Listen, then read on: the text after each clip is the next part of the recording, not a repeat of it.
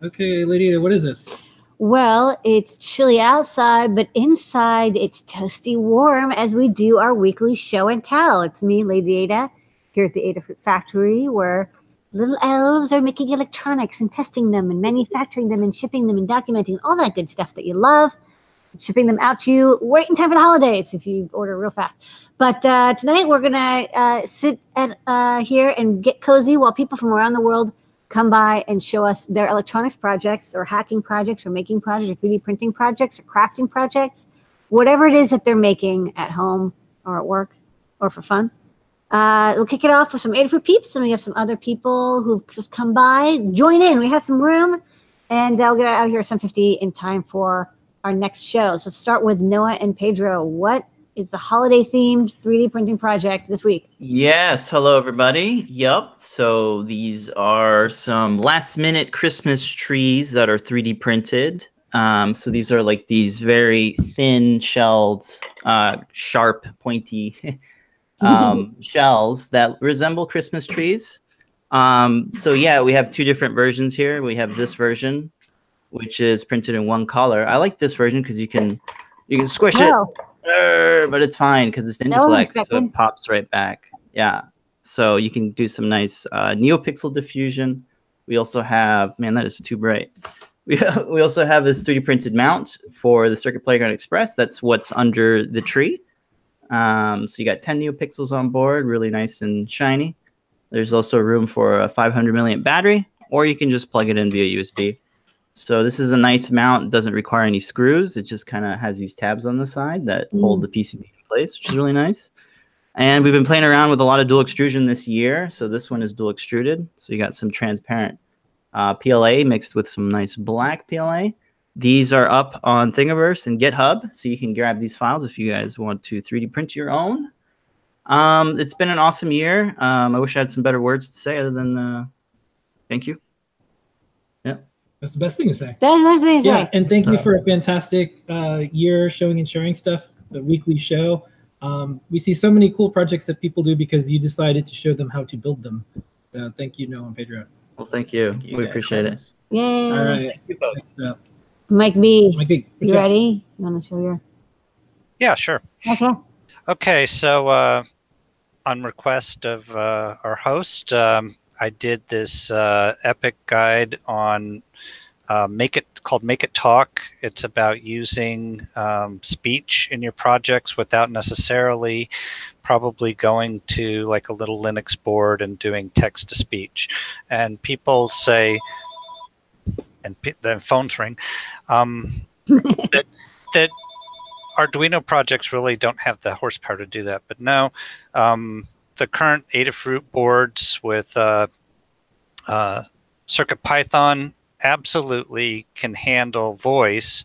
You just have to pre-record it, and then you can use the WAV file playback and do that. So you could have simple things like "Hello, how are you?" but that doesn't really spark the imagination. So as a demonstration, I took my Circuit Playground and it's hooked to some speakers, and I used the temperature sensor on the board to make a talking thermometer.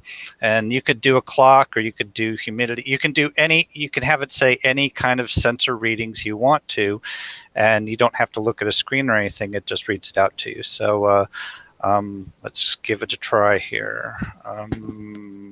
Yeah, I'll just hold the speaker near my microphone in high-tech fashion. The temperature is 22 degrees Celsius. And then I push. That sounds great. Yeah. This is button B. The temperature is 72 degrees Fahrenheit. Okay. So that's using the IBM Bluemix voice synthesizer, which it's in the guide, it's online, it's free. It doesn't have a great number of voices to be free, but has like 8 different languages. So if you want a very articulate female voice, that's a great site to do. And I've recorded all the numbers up to like 1 million and some very simple phrases you can add to it to read things out. It's all on GitHub and free, and you can grab it. And then if, say, you had some custom speech that you wanted in your project, you could just go to the IBM site, record it. It'll be an MP3, but the conversion to WAV file is like 3 clicks in Audacity. It's like nothing. So, all right, awesome. Yep. You now have a talking clock or a talking temperature sensor. Sounds great too. The quality of the audio is very nice. It's very lovely. It doesn't need to be internet connected because who wants to install a wiretap in your home? No, not us. All right, let's kick off with Phil B. Paint Your Dragon. Hello there. Happy Krampus. Rar. That's a movie that Henson was. Happy Gilmore, but with Krampus instead? Like what? It's called Happy Krampus, and it's in development, and I'm looking forward to it. It's Krampus in New York, and we'll see if it goes anywhere. All right. Sounds like a great story. Anyway, sorry for that rant. I am loading BMP images on a TFT from SD card, which we have done a million times. That's nothing new. But that's the whole thing, is we've done it a million times, like, and it's in every display library. And like, we find a bug in one, and it's just like this whack-a-mole thing of anyway, that's beside the point. We have a library now. Adafruit Image Reader. It's in the Arduino Library Manager, and it works with any of the SPI TFT displays. I only have examples in there right now for 2 of them, the ILI 9341 and the bigger one. But we're going to have examples for all the color TFTs and OLEDs. And with all that code now in one place, that also means we can start to add other image formats, or if we do optimizations, everything will pick up on those changes. We don't have to keep tracking down these changes on every single display separately. So it's there in the Arduino Library Manager if you want to get an early start on it. Okay. Everyone loves images, especially portable, easy to draw images.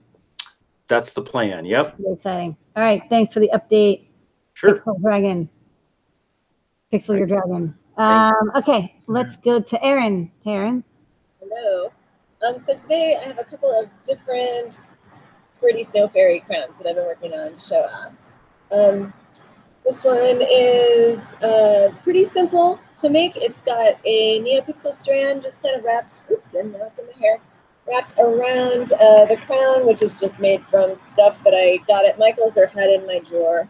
The cool thing about this one is I currently have it using a feather with a LoRa radio in it, so I can control it using my little controller Neotrellis here.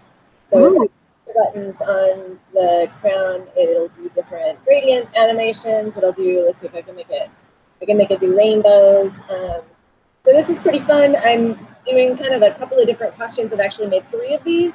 So I can have 3 different snow fairies running around and have them all be in sync and making it really pretty. I also hooked this thing up to the lights on my Christmas tree. So as I'm sitting here changing my crown, my Christmas tree is also changing color. And I'm having too much fun with this. Yeah. 10 years ago, I was talking to someone who did, he did a dance choreography and image, video and lights for theater dance. And, he had some dancers jump through a hoop, and when they did, like, the lights changed. And I remember all these engineers were like, how did you sense the hoop? And, like, what are you doing to detect? And he's like, no, I have a button. I wait till I see them go through the hoop, and I press it, and it makes the hoop, light up. And that's how I do it. You'd be surprised. Remote control works real well compared to trying to sense stuff when you have a lot of people moving around on a stage. So I think that this button technology will work well. Oh, no, Erin's frozen. Okay. Let me come back. Okay, Colin. Hey, welcome to my cave. I wrote another sequencer for the Neotrellis M4, and let's go to see that. Why waste any time? Why? No time wasting. I can dilly-dally, but why bother? And here we are. I believe you can see something here. So it's super simplest physics. It's a little ball that bounces back and forth. Let's see it start. Can you hear that? You can hear that, I guess? Yeah. Okay. It's beautiful. We were amazed at how wonderful it is. It's actually one of the least annoying loops I've ever heard, and I get really annoyed by repeating loops. Okay. So you can do up to 3 at a time. And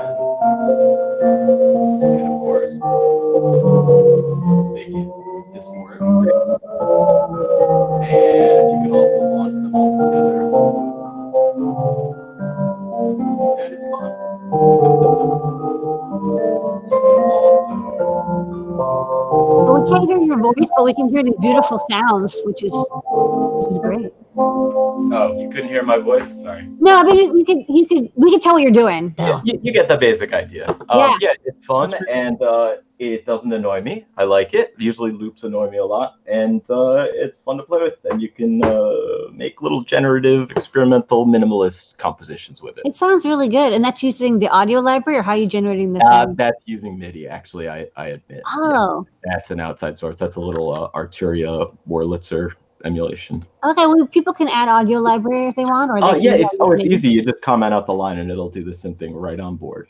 Oh, sweet. All right, nice work. Good job, Colin. That was great. All right, next up, Melissa. Hi, Melissa. Welcome back. Hi. Hello.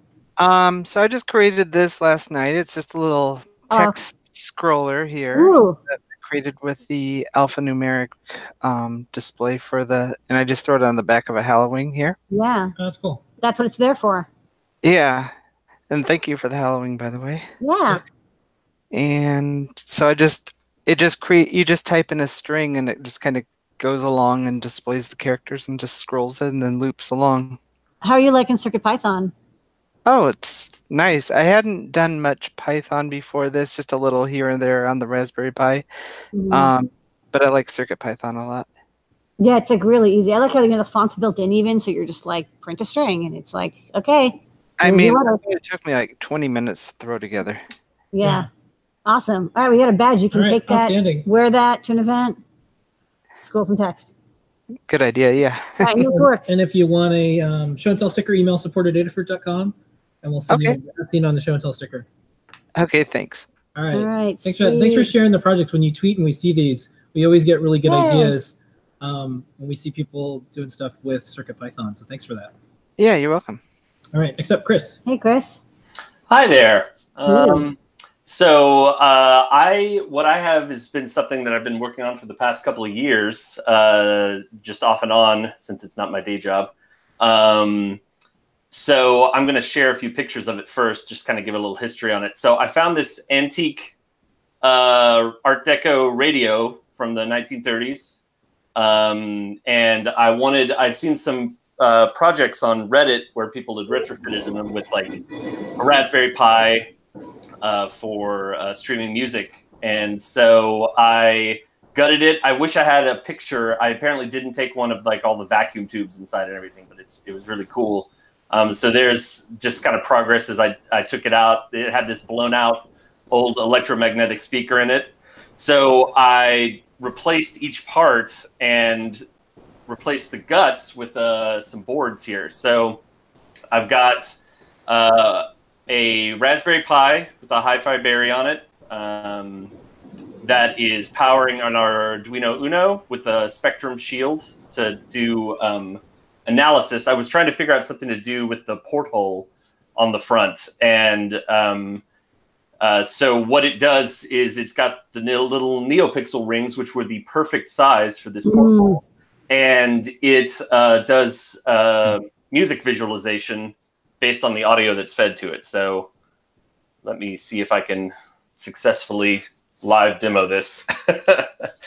So here's the finished product. And it's got all the knobs do something. So this one's volume, this one's on off, and then this one controls the color scheme. There's multiple color schemes programmed into it. So if I start some music and stream to it. Oh, wow. Oh, wow. That's nice. So it goes from the bottom is to the top is like bass to treble. So like as the circle like fills up in patterns as it goes. It's a little hard to see because the LEDs are so bright. Yeah, that's cool though. Yeah, no, it's really satisfying. My kids like to just come and like alternate the color scheme on it and just watch it. It's kind of mesmerizing. And it gets really, the amp I selected, I didn't really know anything about amplifiers, and I've got one that I think is way too powerful for it. Yeah. You can totally blow it out. But yeah, this had been like a goal of mine was to get on this show. Like it was one of the things that like pushed me like, no, you got to finish this because then you're going to show and tell it. Yeah. Yay, and it worked too. Congratulations. Yay, Whoa. congratulations. All right. Well, no matter what, Chris, email support at Adafruit because you got plenty of room for a sticker. Yes. We'll send you a show and tell sticker. And if you have any details or photos, you can email me, pt@Adafruit, and we'll do a blog post or something. Awesome. That'll encourage you to do another project that'll take a while that you can then. Yes. Well, I already have one planned that I'm hoping to get done in January. So this is like, I'm trying to ride the momentum of this out. Yeah. Well, good successes, build more successes. Projects. Yep. We a long time ago we went to IBM Watson in New York and they tried to show us a demo. It wasn't real or anything, and it didn't really work. But your thing works actually better. Looks way better. It looks real. So congratulations. Thanks. You managed to build something that better than IBM. that outdoes Watson. So. Awesome. Thanks. Yeah. All right. Thanks so much, Chris. All right. And Danon. Hello, Danon. Unmute your mic. Show us your lathe. Bring the lathe. There we go. Can you hear me? Yeah. All right, sweet. That's actually working. Gotta love having a little more processing power, evidently, is what I needed. Okay. All right. What you got going? Well, it's a little Shoreline lathe that I picked up, and it's a lot of fun. I've been tinkering, making little, I don't know, cups. Oh, those are cool. Oh, that's neat. Yeah. And the part that I'm still having trouble getting to work is the automation. Yeah. Ended up, this is a bad piece, so I bypassed that, so that works. And now I'm just having a hard time finding the correct drivers because the unit's probably about 10 years old. Yeah, it's totally like a Windows 7 XP thing, huh? Yeah, terrible. Yeah, 7 is like the max, which is what this PC is running, but the PC itself, it's more of a server. It was an XP server back in the day. So I'm guessing something just is not lining up. Yeah. All right. Well, there's lots of communities that do CNCing, especially with these old machines. So you're in good company. And yeah, email support if we will get you a sticker you can put on the side of that lathe and you can spin it around real fast. All right. And I admire your determination for not giving up on trying to get to the show and tell. So it looks good. It looks good today. Yeah. You really figured it out. Fantastic. So if you can do that, you can CNC this lathe. They're going to get this done. Yeah, you should see I did a huge upgrade from the regular house PC that I had. I don't know how much you can see that. Yeah. But it's like a whole nother level of processing power. It's yeah, it worked out. But cool. now I can come by and give us updates on your Shoreline. Yeah. Absolutely. I like that you went straight to the lathe. You didn't get the mill first. You got the lathe first. That's cool. No, I've got plans for this puppy. Do not pass go. Do not collect $200. Go directly to the lathe. Go directly to the lathe. Okay, I think we got to everybody. We did. All right. Well, thank you, everyone. This is almost the last show and tell of the year. We'll be here next week, of course. But happy holidays, everyone. Thank you, Phil. Thank you, Noe Pedro. Thank you, Mike. Oh, wait. A little message says happy show and tell. Yeah. Yay, show and tell. On brand. It's awesome. Thank you, Colin. Thank you, Chris. We're here every single week, 7:30 p.m. Eastern Time. Tonight at 8 p.m. is AdaBox Unboxing Special with JP. So tune in to that. Next week we have Ask an Engineer again. What could AdaBox be? Yeah, nobody knows. What could it possibly be? And over the holiday break, Lady Ada and I will be doing some projects and more. So you'll see it on the live alert. We'll put it on Twitter, and we'll also try to plan it on the blog. You'll see a lot of things. While everyone's gone, we tend to get a lot. We play. We tend to get a lot of projects and more done. Probably like a lot of. So. Have a happy and safe holiday, everyone. And thanks for making this a fantastic year and a place where we can show and share projects together. All right. Thank you, everybody. Bye-bye.